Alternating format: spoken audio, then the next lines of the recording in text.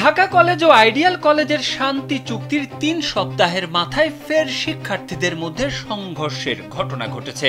মঙ্গলবার রাজধানীর science lab এলাকায় এ সংঘর্ষের ঘটনা ঘটে। পরে আইন শৃঙ্খলা রক্ষাকারী বাহিনী এসে পরিস্থিতি নিয়ন্ত্রণে আনে। জানা গেছে, ঢাকা কলেজ ও আইডিয়াল কলেজের কয়েকজন শিক্ষার্থী একই বাসে করে গন্তব্যে যাচ্ছিলেন। যাওয়ার সময় বাসের ভিতরে তাদের মধ্যে কথা কাটাকাটি হয়। এক পর্যায়ে বিষয়টি হাতাহাতিতে রূপ নেয়। পরবর্তীতে আইডিয়াল কলেজের শিক্ষার্থীরা ঢাকা কলেজের শিক্ষার্থীদের ধাওয়া দিতে আসলে ঢাকা কলেজ সংলগ্ন উত্তরা ব্যাংকের সামনে উভয়ের মধ্যে সংঘর্ষ শুরু হয়। পরক্ষণেই পুলিশ এসে পরিস্থিতি নিয়ন্ত্রণে আনতে সক্ষম হয় এবং সবাইকে নিজ নিজ প্রতিষ্ঠানে পাঠিয়ে দেওয়া হয়।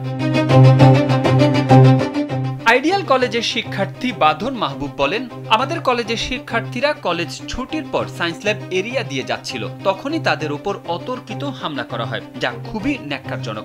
এ ধরনের ঘটনা প্রতিনিয়তই ঘটে থাকে আমাদের সাথে। এই বছর ঢাকা কলেজের প্রতিষ্ঠা বার্ষিকীতে হওয়া কনসার্টে আমাদের কলেজের শিক্ষার্থীদের আমন্ত্রণ জানানো হলে শিক্ষার্থীরা সেখানে উপস্থিত হয়। পরবর্তীতে তাদের সাথে কিছু একটা বিষয় নিয়ে মারামারি হয়। তারই পরিপ্রেক্ষিতে ডিসিয়ান মিমস এবং ডিসিয়ান ফিক্সের অ্যাডমিনদের উস্কানিতে আজকের এই ঘটনাটি ঘটে।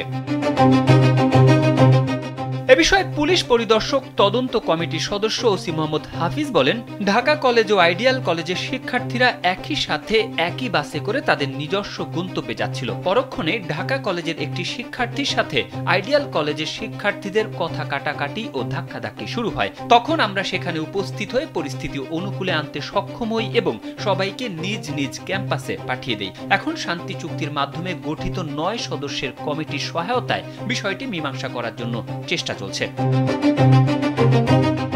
এর আগে সংঘর্ষ এড়াতে গেল নভেম্বরের ৯ তারিখে পুলিশ ও কলেজ দুটির কর্তৃপক্ষের উপস্থিতিতে তাদের মধ্যে মৌখিক শান্তি চুক্তি হয়। সেখানে তারা ফুল ও মিষ্টি দিয়ে একে অপরকে বন্ধু হিসেবে গ্রহণ করে নেয় আর কখনো কোনো প্রকার সংঘর্ষে জড়াবে না, এ প্রতিজ্ঞা ব্যক্ত করেছিলেন উভয় কলেজের শিক্ষার্থীরা। তারেক আহমেদ, কালবেলা।